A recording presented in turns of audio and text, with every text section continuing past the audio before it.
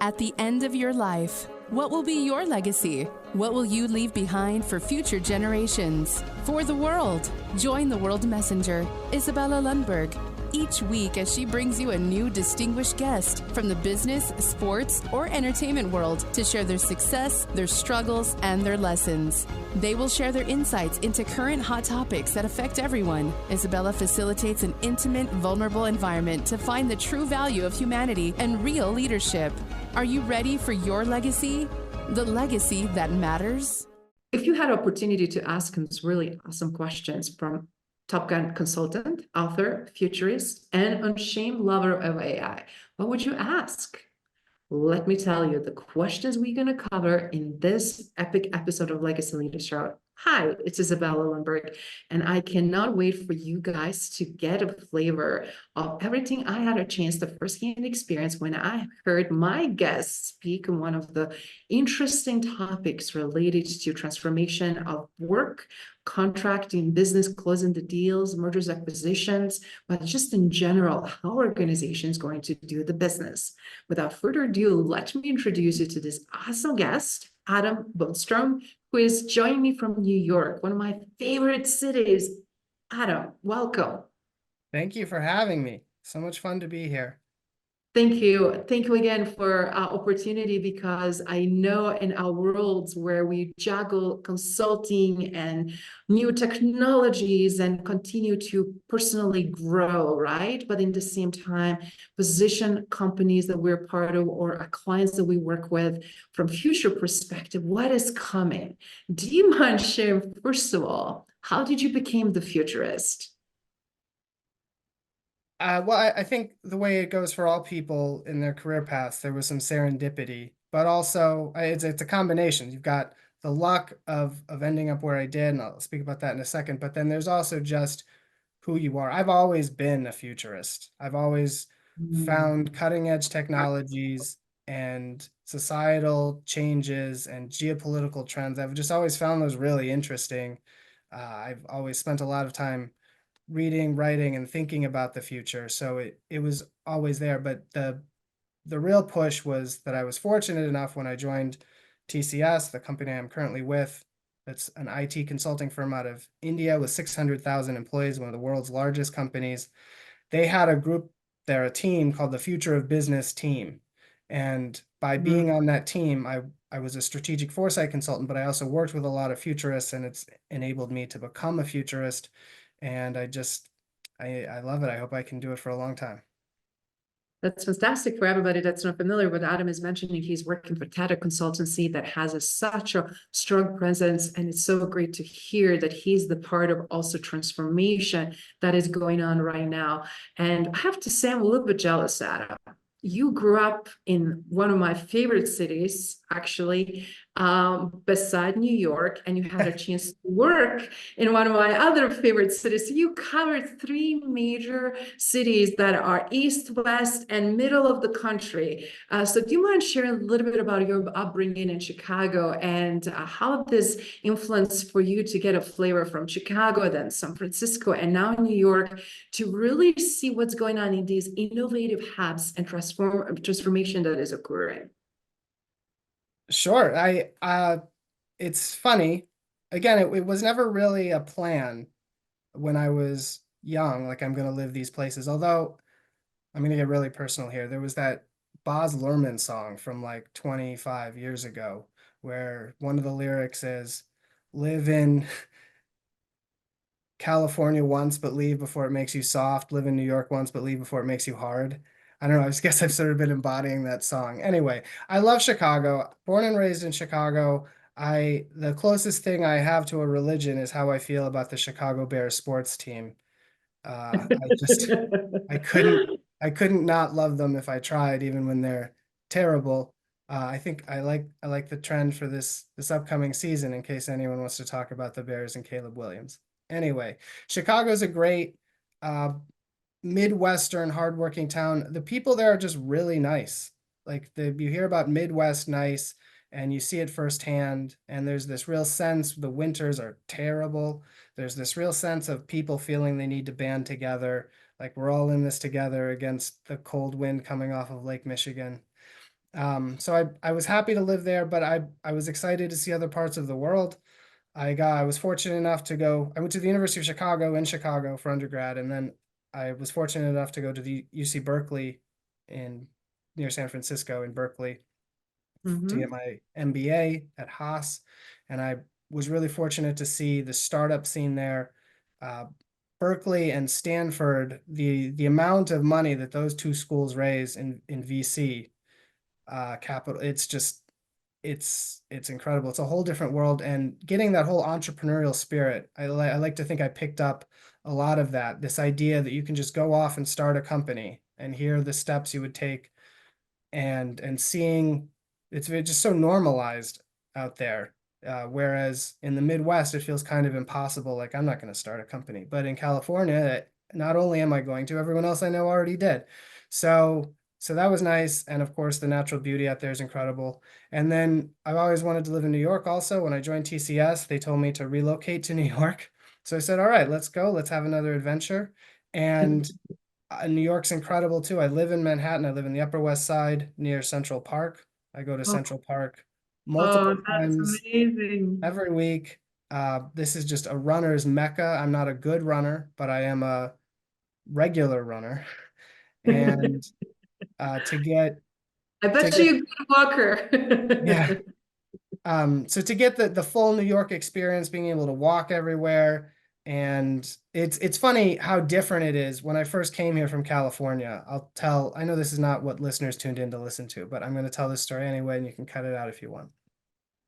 Please. When I first when I first got to New York, so in California, if you go to the grocery store, boy, when you get to the register, the cashier will say, "Did you have a holistic shopping experience today? Did you find everything you wanted?" Like, you have to have this really warm, positive. I say have to because I hate small talk. This warm, positive interaction with the people you interact with. And then you get to New York and you take your milk up to the counter and the person glares at you and you like roll your lip up at them and then you pay for your milk and leave. And it's just this completely like genuine. We neither one of us have time for this. It's a total different kind of feel, but I kind of enjoy it. So maybe I was always a New Yorker. I don't know. Maybe I'll live somewhere else soon. But that's great because one thing when obviously you and I got started talking, I was like, I really appreciate directness and no BS approach from New Yorkers, specifically when it comes to business, right? Like no nonsense. Let's get down to the bottom of what's going on, what we're trying to accomplish. And it's just the respect of everybody's time and also opportunity to really get quicker, deeper where we need to be, right? Versus sometimes it's nice to have these kind of laid back, casual things. And I'm here in Colorado and talk about laid back and casual conversations and small talks. But ultimately, when we're driven, when we know that we only have a certain amount of time, time is always of essence. And with that in mind, obviously, it's awesome to see how resilient you are, how easy to adjust to such a different environments. And for everybody that didn't have a chance to experience Chicago or San Francisco or New York, you guys are missing out. So everybody that have opportunity or want to go back, yes, things changed since COVID, we know that, but business changed as well. Mindset of people slightly shifted as well from multiple different factors. We see a lot of changes in consulting arena, and we're also seeing a lot of changes. How is the business done? So do you mind a little bit giving us a glimpse of what do you see from consulting arena specifically that is shifting right now? Saying that. But as far as changes now, what immediately comes to mind, obviously artificial intelligence. It used to be people would ask about it here or there. Now it feels like it's the one certainty in every conversation. You're not going to have, as a consultant, there's not a single conversation that goes on with a client, not one that doesn't involve artificial intelligence. And clients want to know, should we be using it? How should we be using it? Are our competitors using it? Um, and it's fun because there are no straight answers for this yet. The technology is so new, people don't really know how to use it. It's clear to me and to the VCs who are investing tens of billions of dollars into AI all over the world. It's clear to me that there's an enormous potential for these technologies. But what exactly they're going to do and what they're going to be best at, that's still to be determined. So almost all the conversations in consulting are about that now. Mhm. It's more than a fad, though. We've had fads before. A few years ago, a lot of conversations were about blockchain. I was never a fan of blockchain. It's an append-only database. This is not a new invention.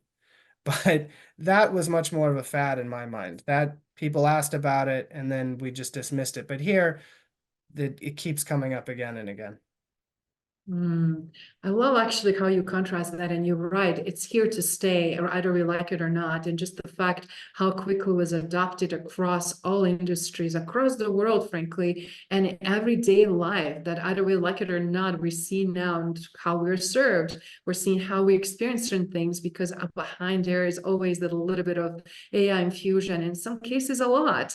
And as a result, we're seeing some shifts, and specifically around how today are deals being closed, how things are being managed, how things are being looking also from acquisition. Because right now I see a lot of large Fortune 500 companies or some largest global companies acquiring smaller startups that already kind of figure some things out or find some amazing solutions. And I'm curious, what do you see from futurist standpoint and some of the trends that you also can say based on your, sense of what is here to stay? Well, AI is definitely here to stay. I don't have any doubt about that. I think in terms of how deals are being done, I don't work directly in M&A. I want to issue that disclaimer. But that being said, we're going to see AI involved in every part of the deal process. So the talk that you referred to earlier, where you heard me speak, we talked about every step of the deal process, pre-deal target selection, negotiations, due diligence, post-deal and integration. And we talked about how AI is going to be used in different ways for every aspect, every part of the deal. Specifically for target selection, I said I envisioned something that, to my knowledge, does not exist yet in its full capacity. But basically, I I will be surprised, given what AI is really good at. It's really good at taking an enormous amount of data and from that predicting what comes next. So that's how ChatGPT works. It looks at the total corpus of human literature and starts a sentence, and from that it says, okay, this is the next token, this is the next token, this is how this sentence will continue. It's just predicting, it's making predictions about what comes next. And M&A deals are a prediction as well, because the goal that you're trying to achieve is you're trying to say, if this company buys this other company, if these two companies merge, will that be successful? Will the new entity or entities be worth more than they were previously?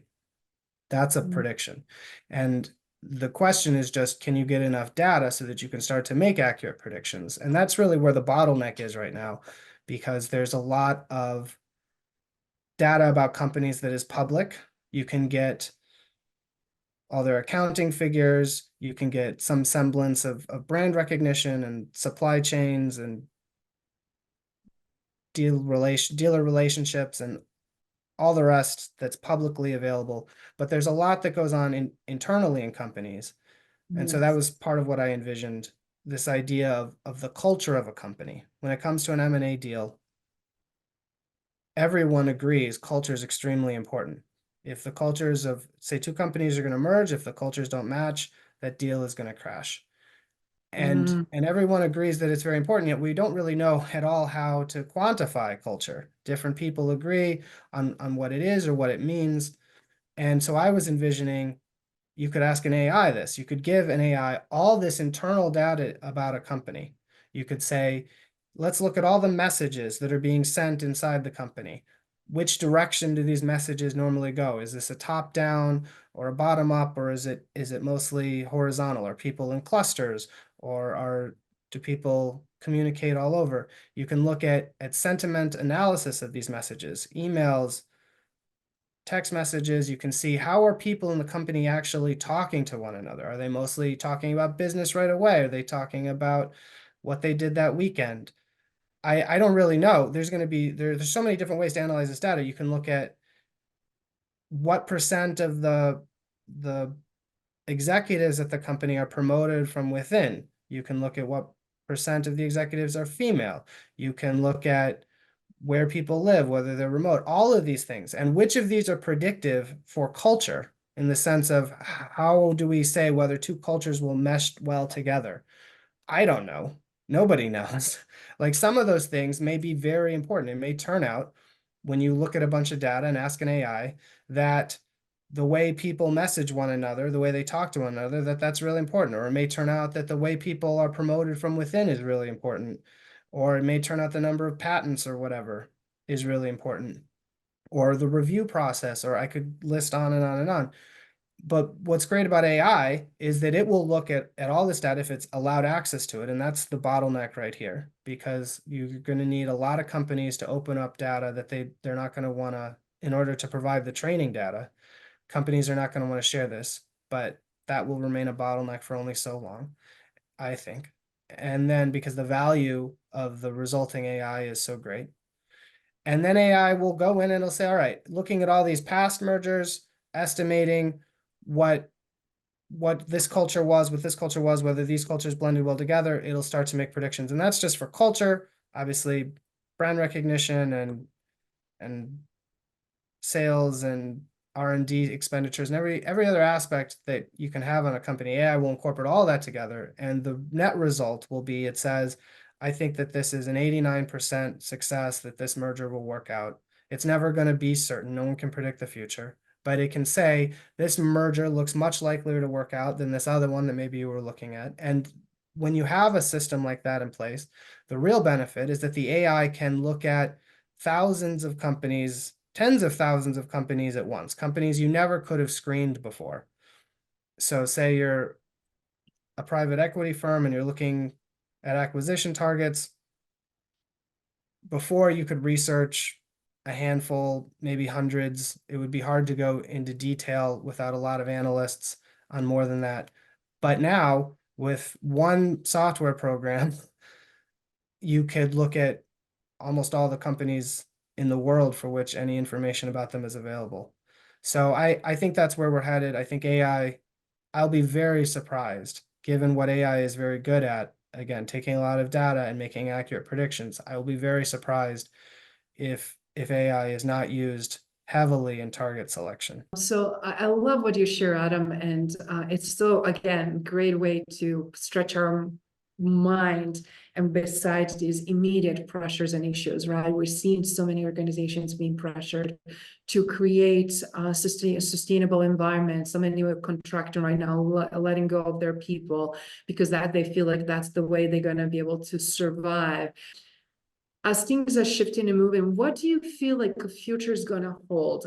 As a futurist, just in general, regardless of AI, what would be some of the advice for you for those leaders that are scratching their head and not sure which directions to head out and what to do? Well, I think for that's a very general question. I'll try to give the most specific answer I can. What I learned, so I actually, when I was in Berkeley, I actually co-founded a company while I was out there and was in the entrepreneurship space for a while. And what is always hammered home is this idea that you should just do one thing really well. You look at Amazon, which sells everything in the world. Well, they didn't always. For a long time, Amazon sold books. That was it. Any book you can get, you could want, they'll sell it to. And when starting a company or when starting a new venture or expanding into a new space, I think that that's something companies should try to keep in mind. AI agnostic. Focus on solving one problem really well for some customer group and say, these people, it was hard for them to find their books before. Now we're going to make it easy. And to the extent that AI or other futuristic tools can help you with that, great, but don't incorporate tools just for the sake of incorporating them. Focus on the problem you're trying to fix and don't try to fix every problem for every person. You can expand into that. That's later. No one's saying that you can't, just as Amazon did. You're not going to stay necessarily, this venture or business is not going to stay small forever, but your success will come from starting small and doing a little bit really well. So look at the problems that are in front of you and and focus on them and try to stay specific and stay local and understand your customers really well, and then branch out from there. It's interesting that customer behaviors are shifting as well, not just because of AI, but just because of what they want, who they wanted to get a service from. It's also a lot of competition. Some areas, a lot of saturation, instant markets. And it's interesting how it's also customers in general dictating how we're changing our product and services. And I'm curious, what trends do you see happening now, and how they're going to change the landscape in the future? I see. So in the futurist community, we talk a lot about the new generations, Gen Z, Gen Alpha. What do they like? How do they interact? Do they go out to restaurants a lot? Um, I I feel like anything that I say here, I'm just going to be shamelessly quoting The Economist, which is my favorite publication. They do great research on this, and so anything that I say, I'll be plagiarizing. But I think what we're seeing a lot from customers is a reluctance to go out. Like that's one of the biggest changes that's happened. We had COVID and people stayed home a lot, and then they discovered, well, actually, I kind of like staying home a lot. People are going out to restaurants less, but it's harder to get a reservation because people are going out to work at restaurants even less than that. So there are a lot of jobs that require traveling where people are saying, I don't really want to do that anymore. And there are some experiences. People are still going out, people are still moving, but there's a decrease from pre-pandemic of people leaving the home. This is very impactful for real estate. Corporate real estate is obviously undergoing a major transition. I really don't know what's going to happen with that. That's one of the things I'm most curious about as a futurist and citizen, especially in New York. Here you see all the office space and Yes. you wonder, will it be converted into residential space? This is very expensive to make those conversions. It's almost cheaper to build buildings from scratch. So that won't happen, or won't happen soon. And then you also see at the same time that people are going into the office less, corporations are booking resorts and vacations and corporate workshops at hotels even more. So luxury high-end hotel markets are demand is surging for luxury high-end hotels at the same time that it's decreasing for corporate office space, because there's this shift away from working in the office all the time to now just meeting up with coworkers occasionally. I would expect these trends to continue. I think people in general are, it's not like night and day, like nobody leaves their home anymore, but people are going out less. If they would have gone out 5 nights before, now they go out 3 or 4. And people are going to the office less. If they went to work 5 days a week, now they're going to go 2 or 3. And I would be surprised if these trends are not enduring, especially as we move in, getting more futurist, the ability to do teleconferencing and virtual reality. A metaverse felt a bit like a flash in the pan when Facebook famously changed their name to Meta and made a big deal about it and spent this enormous amount of money, and then just winded it all down and started saying, no, we're going to make AI instead. And Mark Zuckerberg almost never talks about the metaverse now. But I do think that's going to come back, not in the sense of a centralized space. We're not going to have one place, one meta world that everyone goes to, but in the sense that we can have experiences online. I just don't see any way that trend doesn't continue, because the quality of the experiences in virtual reality are going to be so impactful, so realistic, and the cost is going to be, even though the headsets and the hardware initially can cost a lot, compared to traveling anywhere physically, is so much more expensive. A lot more people can afford to have virtual experiences, and I all these trends of staying home a little bit more, I think that's the number one trend that comes to mind, and I believe that will be an enduring trend. Great perspective again, and thank you for sharing that, because I know that so many are seeking answers, right? And a lot of times we see different perspectives, and it's great to, I can hear from your standpoint. And I love that you read Economist. I read quite a bit as well, and it's so interesting too when you think about it. And this is really great point. Who do we trust as a source, right? Who is the leader right now in terms of technology and great news and also in disruption? Who is the leader now in AI space with really trusted tools that we can leverage and utilize, right? And in which cities are truly great hubs for that innovative integration between these startups and venture capitals, access and partnerships, etc. Which if you don't mind, share a little bit from your perspective, because obviously you've been experimenting with that quite a bit as well. Well, I'm going to go against what I just said, where I said people are going to seek out virtual experiences. I believe that they will, for the most part. However, I also believe there's just no substitute yet, maybe never will be, for being face to face with another person. It's a totally different experience.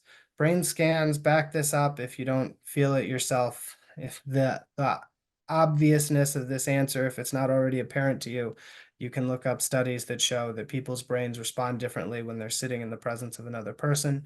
We pick up on all these other cues. We're more willing to be vulnerable.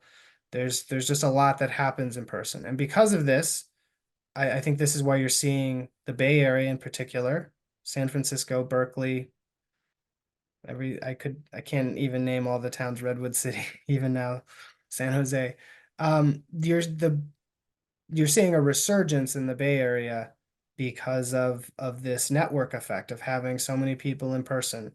And especially when it comes to VCs deciding whether or not to make an investment, I think that they feel much more confident when they can meet with a person regularly and have that touch point of regular physical real life interaction.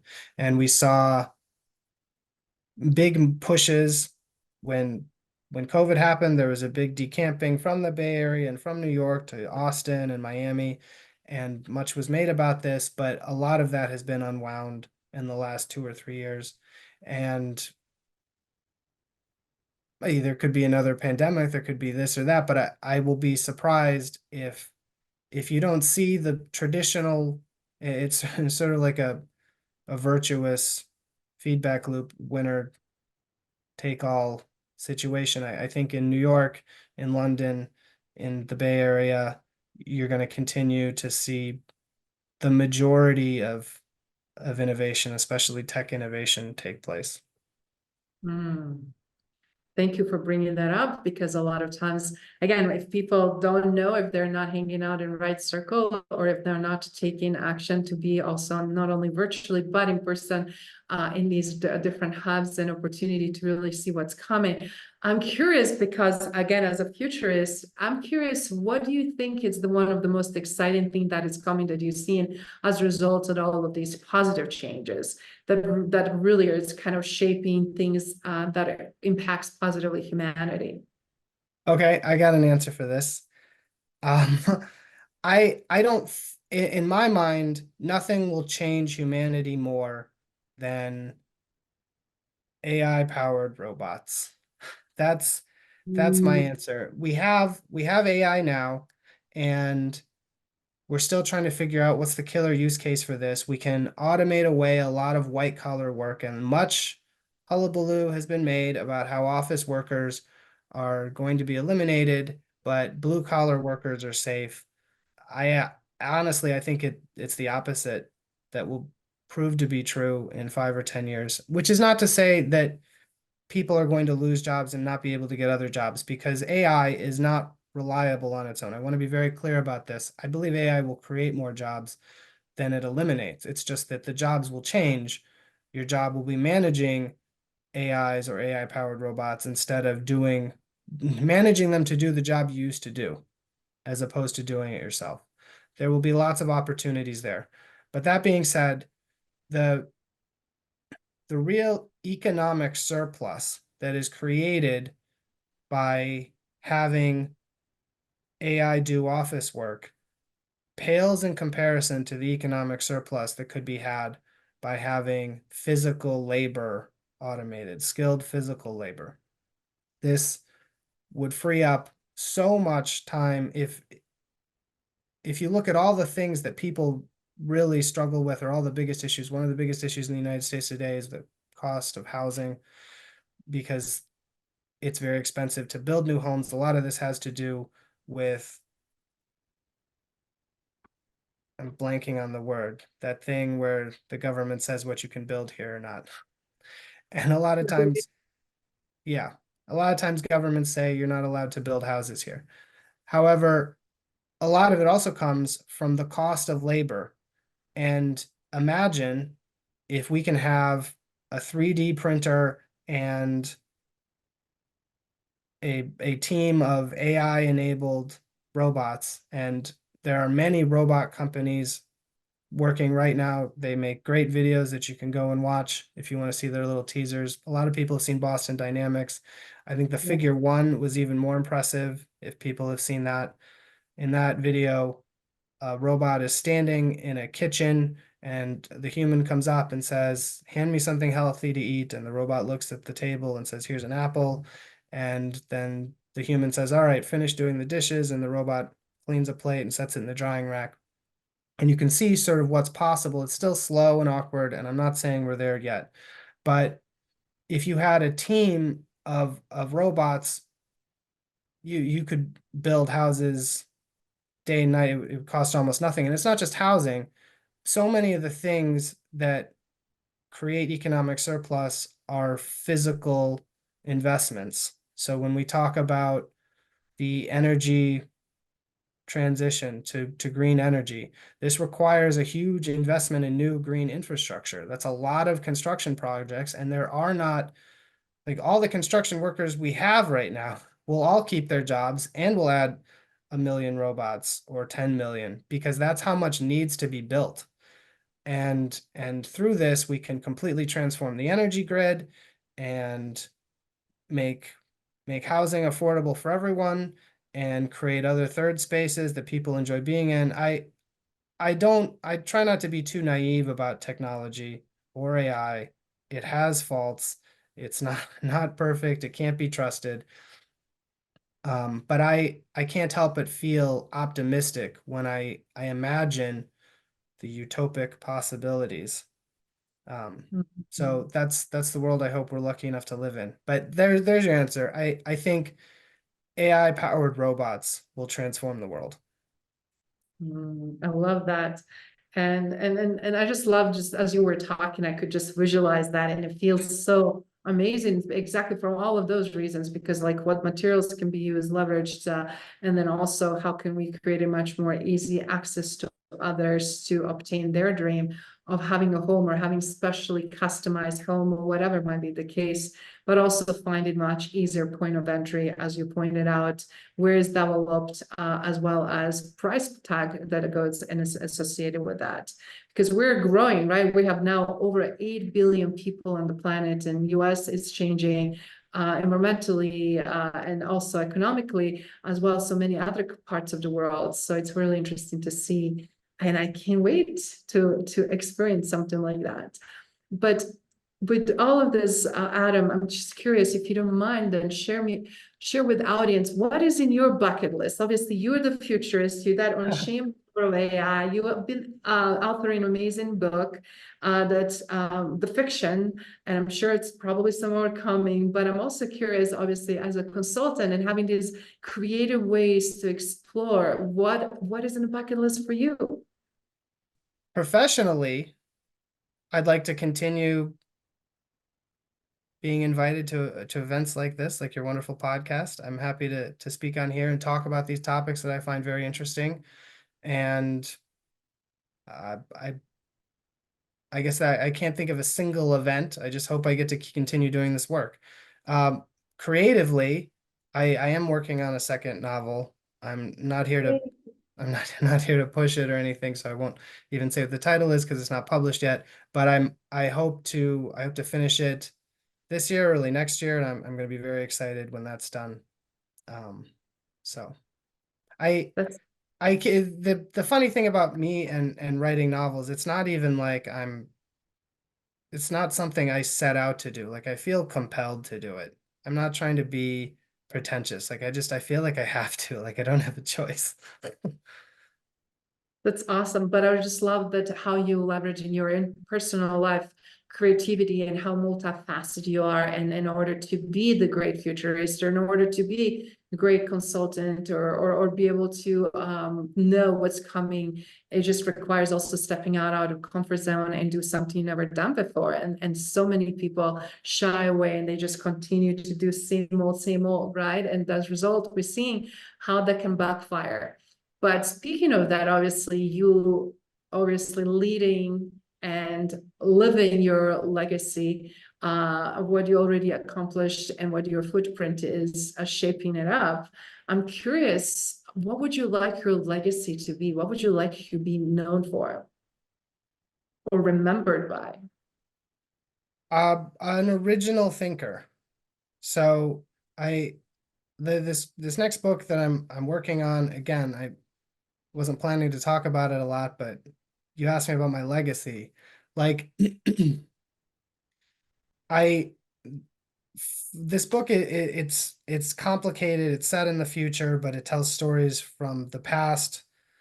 And I think that the what it combines, the sense of futurism, but also literary history.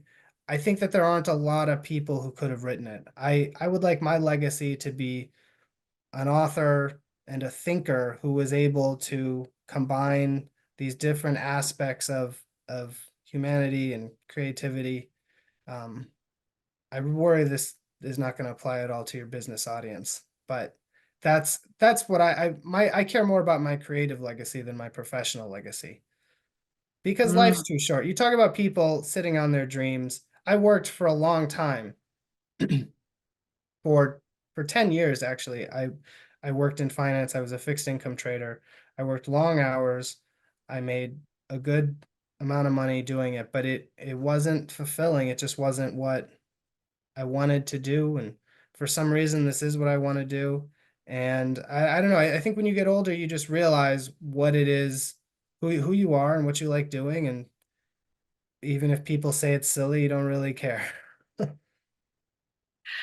You might be, that's fantastic. And you actually might be surprised how many people arrive to same conclusion, and that they realize that it's not just who they are, the persona of being CEO or leading large teams, or as you pointed out, acquiring great deals or making phenomenal money. On the other contrary, if that fulfills you, great, but it's also more to you, more to everybody else.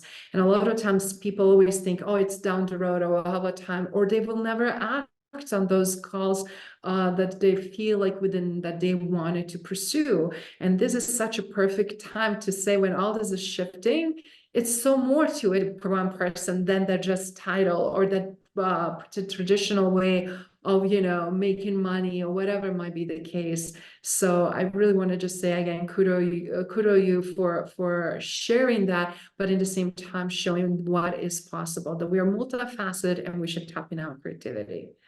And with that, in closing, if you can just tell audience one last, I guess, either piece of advice for someone who we lived this very holistically, and continue to do that, but with everything that is going on, specifically for the leaders and decision makers, what would you recommend them? Just in essence, how they're leading, and then also in essence how they're dealing with all the transformative things that we talked about, ranging from AI and everything else in between. There are a lot of things I could say. What I want to say is never stop learning. That's what matters the most. The transformations are not gonna stop. AI is currently at a little bit of a plateau in ability, it seems, the frontier models that have been created in the last year are not that much greater than the ones that were created 2 years prior. But there are going to be new breakthroughs happening regularly. So all you can do is read about it and play with it. Like, what's great about AI is that everyone can play with it. Like, it's not this secret technology that you hear about. It's right on your computer, and you can start interacting with the AIs, the best AIs in the world, for almost nothing. And that's incredible. How lucky are we to be alive in a time like that? But I encourage people to experiment, to play around, to never stop learning about what the capabilities are, and to not feel intimidated by AI, because I want to assure you, I've spent time with a lot of really smart people. They don't know what these technologies can do either. Nobody knows, because they're so new. and you're just as likely to discover some capability that they have that no one else has seen. And more importantly, understand that these AI as it currently exists is not a threat, it's a tool that enables anybody to learn faster and achieve more than they could have without it. It's an ultimate assistant. And what matters in the future is not whether you went to computer science and know some obscure C++ language. It's about, do you have a vision for what the product you want to create, the customer you want to serve, the problem you want to solve? That vision is the most important thing, because that's the thing that can't come from an AI. When you start a conversation with these, every conversation with an AI starts with a blank text box where you input the direction you want to go. That input does not, that initial direction, that vision does not come from the AI, it comes from you. That's what the humans can provide, and for the foreseeable future will provide. So I encourage people to embrace all the new tools. Right now, AI is the main one, but there will be others. Embrace all the new tools as they come about, and build the world you want to live in. Love that. That is such a great message. And in closing, Adam, if they want to get a hold of you, where people can reach you and discover more or learn more? I don't have a website or anything fancy like that. Probably LinkedIn. LinkedIn is the safest bet. At my name. Do you want me to spell it out? Adam That's Boostrom on LinkedIn. fantastic. Adam, this was absolutely phenomenal. Thank you for your time. We definitely will have you down the road again, because things will be changing, and we definitely wanted to have the update. But again, thank you so much for the opportunity to speak with you today. It was a pleasure. Thank you, Izabela. Thank you for listening to Legacy Leader Show. If you enjoyed the content and had a positive experience, then please leave us a positive rating. In addition, leave us a positive review whenever you are listening on whatever platform there might be. Make sure your friends and family also know about the benefit and value that we provide and what we have to offer. Cheers.